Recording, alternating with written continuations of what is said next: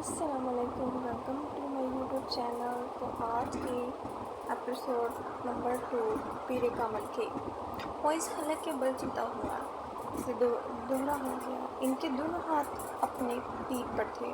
اس کے سامنے کھڑے 12 سالہ لڑکے نے اپنی پھٹی ہوئی ٹی شرٹ کی آستین سے اپنی ناک سے بہتا ہوا خون صاف کیا اور ہاتھ میں پکڑے ہوئے ٹینس ریکٹ کو ایک بار پھر پوری قوت سے موئز کی ٹانگ پر دے مارا۔ موئز کے حلق سے ایک بار پھر چیخ نکلی اور وہ اس بار سیدھا ہو گیا۔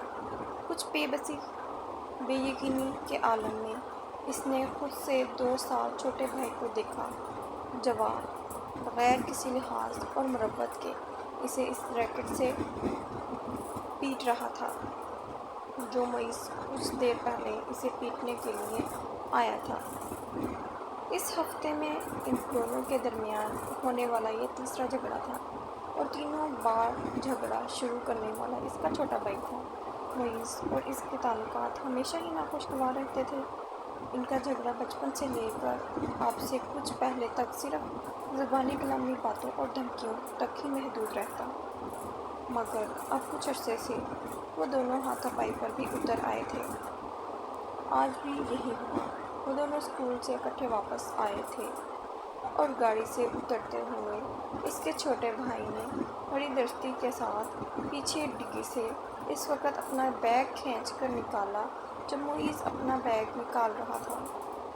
بیگ کھینچتے ہوئے موئز کے ہاتھ کو بری طرح رگڑ آئی۔ موئز بری طرح تلملایا۔ تم اندھے ہو چکے ہو؟ وہ اطمینان سے اپنے بیگ اٹھائے بے نیازی سے اندر جا رہا تھا۔ موئز کو چلانے پر اس نے پلٹ کر اس کو دیکھا اور لاؤنج کا دروازہ کھول کر اندر چلا گیا۔ موئز کے تن بدن میں جیسے آگ لگ گئی۔ وہ تیز قدموں سے اس کے پیچھے اندر چلا گیا۔ اگر دوبارہ تم نے ایسی حرکت کی تو میں تمہارا ہاتھ توڑ دوں گا۔ اس کے قریب پہنچتے ہوئے موئز ایک بار پھر دھاڑا۔ اس نے بیگ گدھے سے اتار کر نیچے رکھ دیا اور دونوں ہاتھ کمر پر رکھ کر کھڑا ہو گیا۔ نکالوں گا۔ تم کیا کرو گے؟ ہاتھ توڑو گے؟ اتنی ہمت ہے؟ یہ میں تمہیں اس وقت بتاؤں گا جب تم دوبارہ یہ حرکت کرو گے۔ موئز اپنے کمرے کی طرف بڑھا، مگر اس کے بھائی نے پوری قوت سے اس کا بیگ کھینچتے ہوئے اسے رکنے پر مجبور کر دیا۔ نہیں، تم مجھے ابھی بتاؤ۔ اس نے موئز کا بیگ اٹھا کر دور پھینک دیا۔ موئز کا چہرہ سرخ ہو گیا۔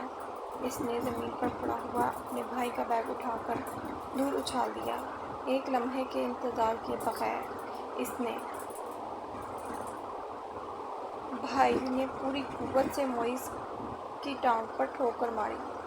جواباً اس نے پوری قوت سے چھوٹے بھائی کے منہ پر مکہ مارا جو اس کی ناک پر لگا۔ اگلے ہی لمحے اس کی ناک سے خون ٹپکنے لگا۔ اتنے شدید حملے کے باوجود اس کے حلق سے کوئی آواز نہیں نکلی۔ اس نے موئز کی ٹائی کھینچتے ہوئے اس کا گلا دبانے کی کوشش کی۔ موئز نے جواباً اس کی شرٹ کو کالر سے کھینچا۔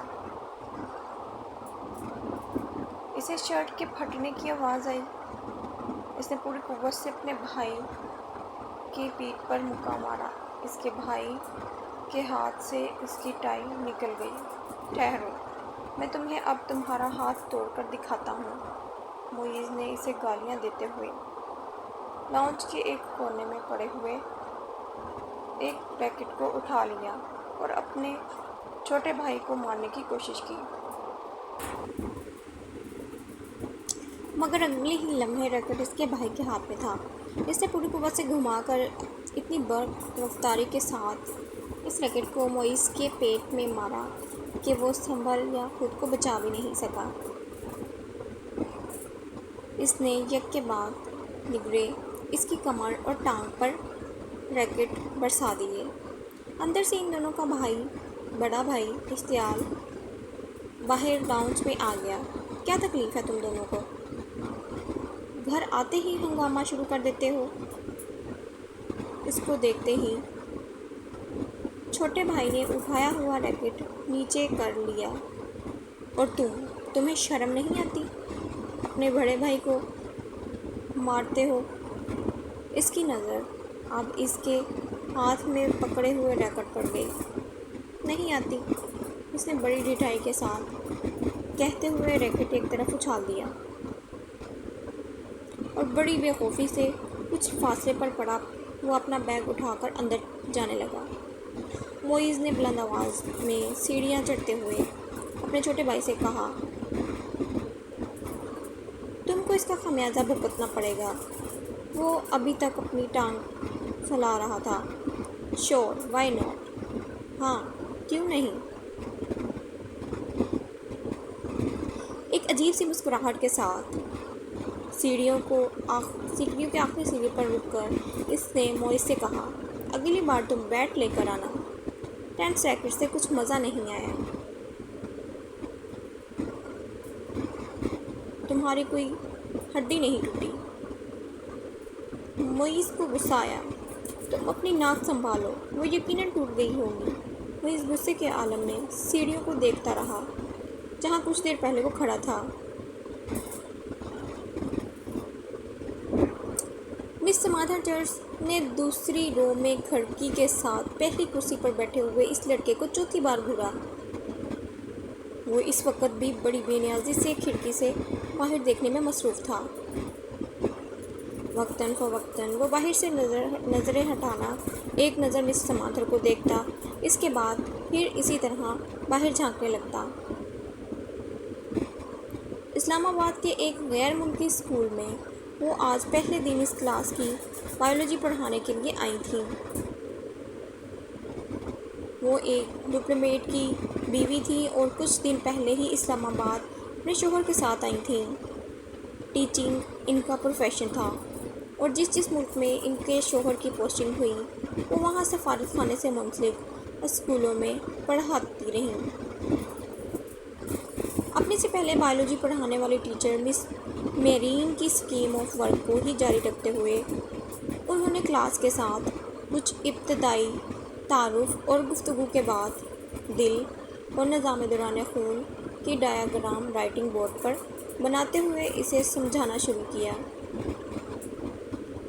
ڈایاگرام کی وضاحت کرتے ہوئے انہوں نے اس لڑکے کو کھڑکی سے باہر جھانکتے ہوئے دیکھا۔ پرانی ٹیکنیک کو استعمال کرتے ہوئے انہوں نے اپنی نظریں اس لڑکے پر مرکوز کر رکھی تھیں۔ انہوں نے اچانک بولنا بند کر دیا۔ کلاس میں یکدم خاموشی چھا گئی۔ اس لڑکے نے سر گھما کر اندر دیکھا۔ مس سمادرچرچ نے اس کی نظریں ملیں۔ مس سمادر مسکرائیں اور ایک بار پھر انہوں نے اپنا لیکچر شروع کیا۔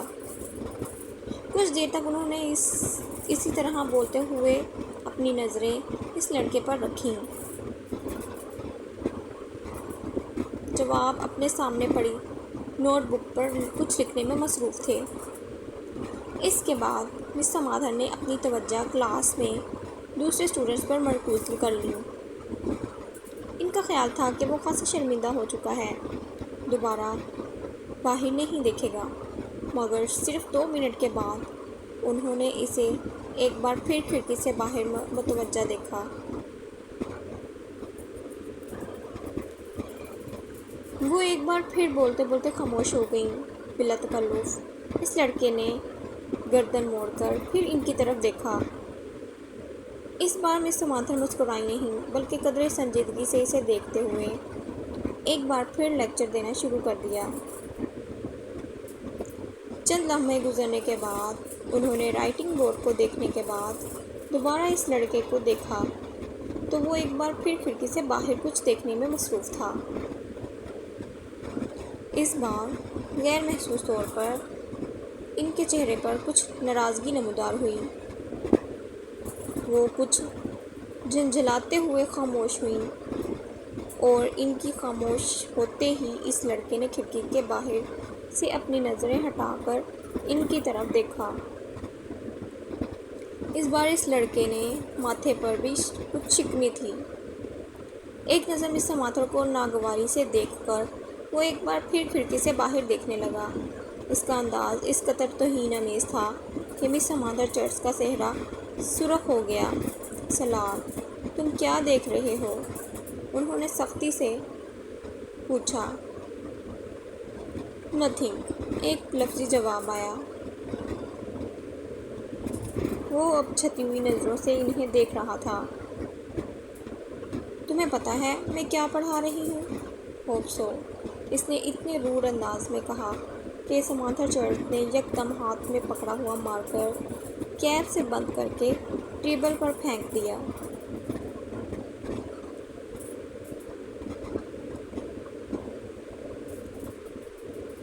یہ بات تو پھر یہاں آؤ اور یہ ڈایاگرام بنا کر اس کو لیبل کرو۔ انہوں نے اسپنج کے ساتھ رائٹنگ بورڈ کو صاف کرتے ہوئے کہا۔ ایک کے بعد دیگر لڑکے کے چہرے پر کئی رنگ آئے۔ انہوں نے کلاس میں بیٹھے ہوئے اسٹوڈنٹس کو آپس میں نظروں کا تبادلہ کرتے دیکھا۔ وہ لڑکا اب سرد نظروں کے ساتھ مس سمانتھا چرچ کو دیکھ رہا تھا۔ جیسے ہی انہوں نے رائٹنگ بورڈ سے آخری نشان صاف کیا، وہ اپنی کرسی سے ایک جھٹکے کے ساتھ اٹھا۔ تیز قدموں کے ساتھ اس نے ٹیبل پر پڑا ہوا مارکر اٹھایا اور برق رفتاری کے ساتھ رائٹنگ بورڈ پر ڈایاگرام بنانے لگا۔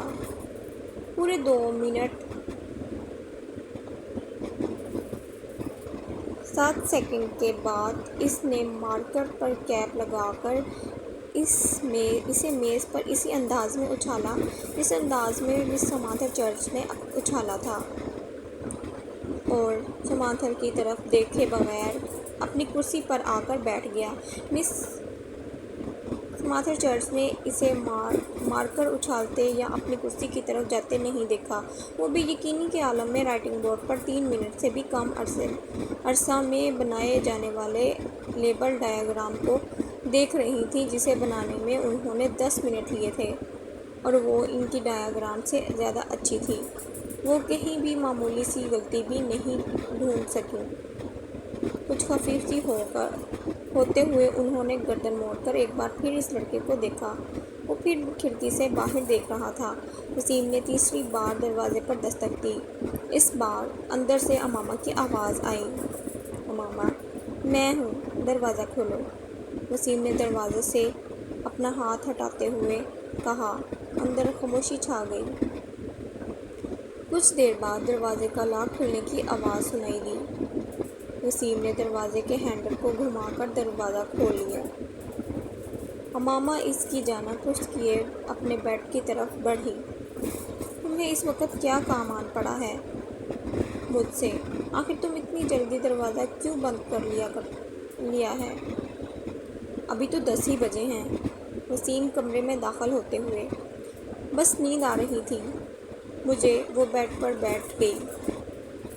وسیم اس کا چہرہ دیکھ کر چونک گیا۔ تم رو رہے تھے؟ بے اختیار اس کے منہ سے نکلا۔ امامہ کی آنکھیں سرخ اور سوجی ہوئی تھیں، اور وہ اس سے نظریں چرانے کی کوشش کر رہی تھی۔ نہیں، رو نہیں رہی تھی، بس سر میں کچھ درد ہو رہا تھا۔ امامہ نے مسکرانے کی کوشش کی۔ وسیم نے اس کے پاس بیٹھتے ہوئے اس کا ہاتھ پکڑ کر ٹمپریچر چیک کرنے کی کوشش کی۔ کہیں بخار تو نہیں؟ اس نے کچھ تشویش بھرے انداز میں کہا، اور پھر ہاتھ چھوڑ دیا۔ بخار تو نہیں ہے؟ پھر تم کوئی ٹیبلٹ لے لیتی۔ میں لے چکی ہوں۔ اچھا، تم سو جاؤ، میں باتیں کرنے آیا تھا۔ مگر اب اس حالت میں کیا باتیں کروں گا تم سے؟ وسیم نے قدم باہر کی طرف بڑھاتے ہوئے کہا۔ امامہ نے اسے روکنے کی کوشش نہیں کی۔ وہ خود بھی اٹھ کر اس کے پیچھے گئی، اور وسیم کے باہر نکلتے ہی اس نے دروازے کو پھر لاک کر لیا۔ بیڈ پر اوندھے منہ لیٹ کر اس نے تکیے میں منہ چھپا لیا۔ وہ ایک بار پھر ہچکیوں کے ساتھ رو رہی تھی۔ 13 سالہ وہ لڑکا اس وقت ٹی وی پر میوزک شو دیکھنے میں مصروف تھا۔ جب طیبہ نے اندر جھانکا بے یقینی سے انہوں نے اپنے بیٹے کو دیکھا اور پھر کچھ ناراضگی کے عالم میں اندر چلی آئیں۔ یہ کیا ہو رہا ہے؟ انہوں نے اندر آتے ہی کہا۔ ٹی وی دیکھ رہا ہوں۔ اس نے ٹی وی سے نظریں نہیں ہٹائیں۔ ٹی وی دیکھ رہا ہوں۔ فار گاڈ سیک، تمہیں احساس ہے کہ تمہارے پیپرز ہو رہے ہیں؟ طیبہ نے اس کے سامنے آتے ہوئے کہا۔ اسے لڑنے اس بار کچھ شگوفی سے کہا۔ So what? تمہیں اس وقت اپنے کمرے میں کتابوں کے درمیان ہونا چاہیے، نہ کہ یہاں اس بیہودہ شو کے سامنے، طیبہ نے ڈانٹا۔ مجھے جتنا پڑھنا تھا میں پڑھ چکا ہوں، آپ سامنے سے ہٹ جائیں۔ اس کے لہجے میں ناگواری آ گئی۔ پھر بھی اٹھو اور اندر جا کر پڑھو، طیبہ نے اس کی طرح کھڑے اس سے کہا۔ نہ میں یہاں سے اٹھوں گا، نہ اندر جا کر پڑھوں گا۔ میری اسٹڈیز اور پیپر میرا مسئلہ ہے، آپ کا نہیں۔ اگر تمہیں اتنی پرواہ ہوتی اسٹڈی کی تو اس وقت تم یہاں بیٹھے ہوتے۔ اسٹیپ اسائیڈ، اس نے طیبہ کے جملے کو نظر انداز کرتے ہوئے بڑی بدتمیزی کے ساتھ ہاتھ کے اشارے سے کہا۔ آج تمہارے پاپا آ جائیں تو میں اس سے بات کرتی ہوں۔ طیبہ نے اسے دھمکانے کی کوشش کی۔ بات کر لیں، کیا ہوگا؟ پاپا کیا کر لیں گے؟ جب میں آپ کو بتا چکا ہوں کہ مجھے جتنی تیاری کرنی تھی میں نے کر لی ہے، تو پھر آپ کو کیا مسئلہ ہے؟ یہ تمہارے سالانہ امتحان ہیں، تمہیں احساس ہونا چاہیے اس بات کا، طیبہ نے یکدم اپنے لہجے کو نرم کرتے ہوئے کہا۔ میں کوئی 2-4 سال کا بچہ نہیں ہوں کہ میرے آگے پیچھے پھرنا پڑے آپ کو۔ میں اپنے معاملات میں آپ سے زیادہ سمجھدار ہوں، اسی لیے یہ 3rd کلاس قسم کے جملے مجھ سے مت بولا کریں۔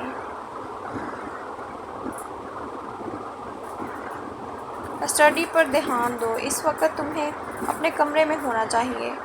میں تمہارے فادر سے بات کروں گی۔ واٹ اے ربش! بات کرتے کرتے غصے میں صوفے سے اٹھ کر کھڑا ہو گیا۔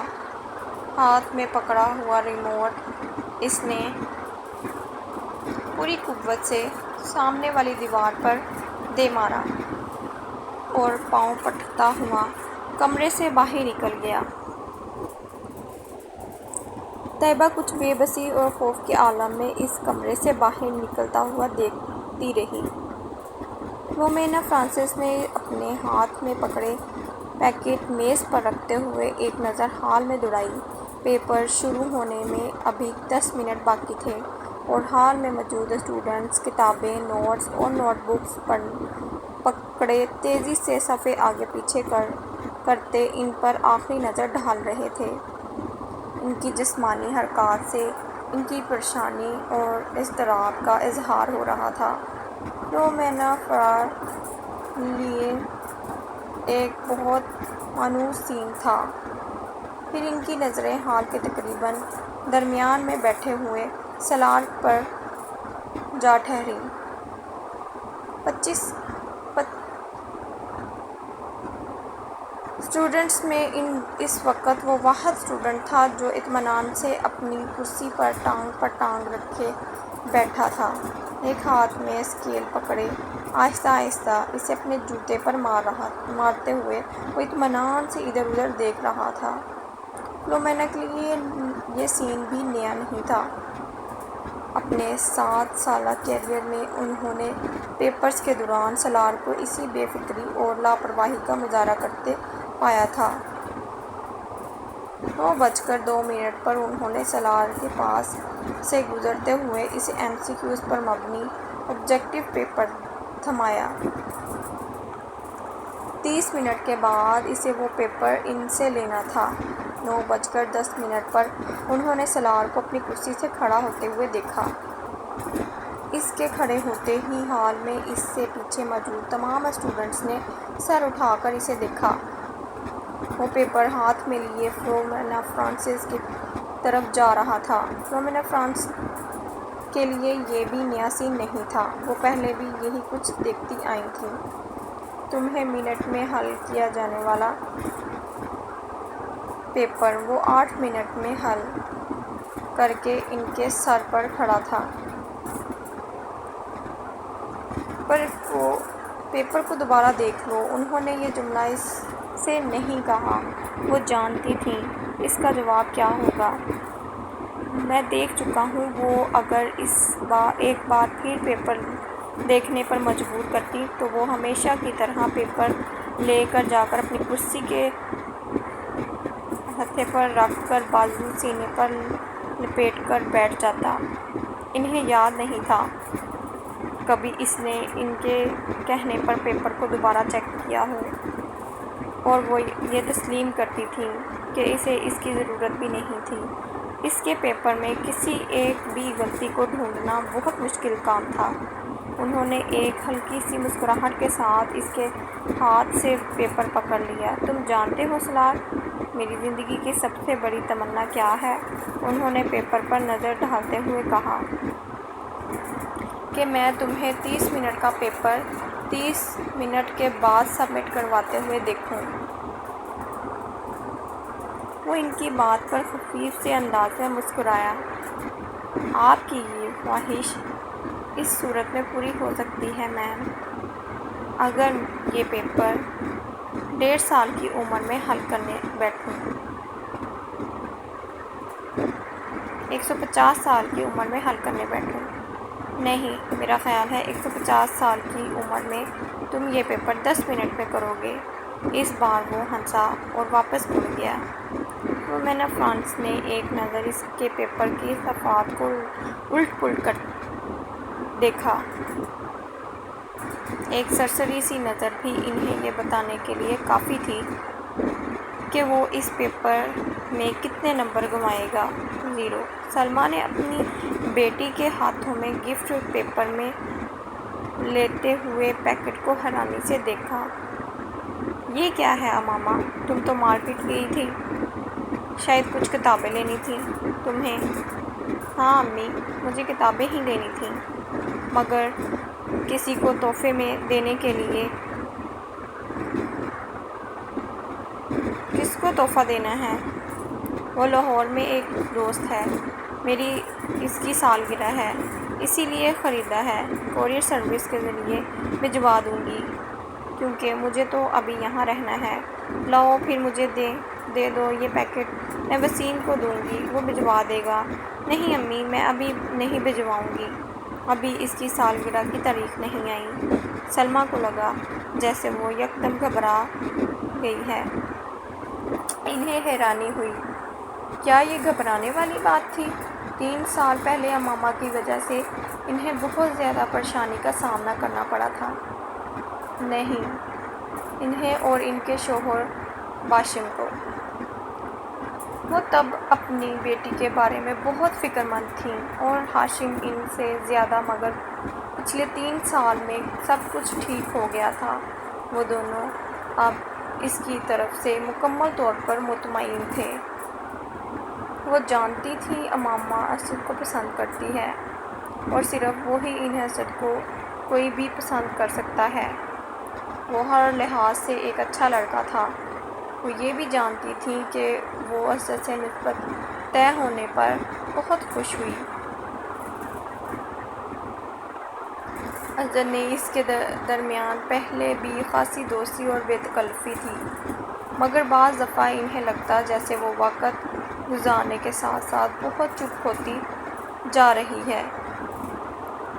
وہ پہلے ایسی نہیں تھی، مگر اب وہ اسکول جانے والی بچی بھی تو نہیں رہی، میڈیکل کالج کی اسٹوڈنٹ ہے، پھر وقت بھی کہاں ہوتا ہے اس کے پاس۔ سلمیٰ ہمیشہ خود کو تسلی دے لیتی، وہ ان کی سب سے چھوٹی بیٹی تھی،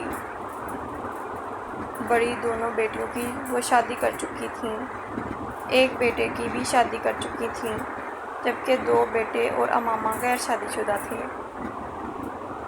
اچھا ہی ہے، یہ سنجیدہ ہوتی جا رہی ہے، لڑکیوں کے لیے سنجیدگی اچھی ہوتی ہے۔ جتنی جلدی اپنی ذمہ داریوں کا احساس ہو جائے اتنا ہی اچھا ہے۔ سلمیٰ نے ایک گہری سانس لیتے ہوئے امامہ سے نظریں ہٹا لیں۔ وہ چھٹیوں میں گھر آئی ہوئی تھی اور جتنے دن وہ یہاں رہتی ان کی نظریں اس پر مرکوز رہتی۔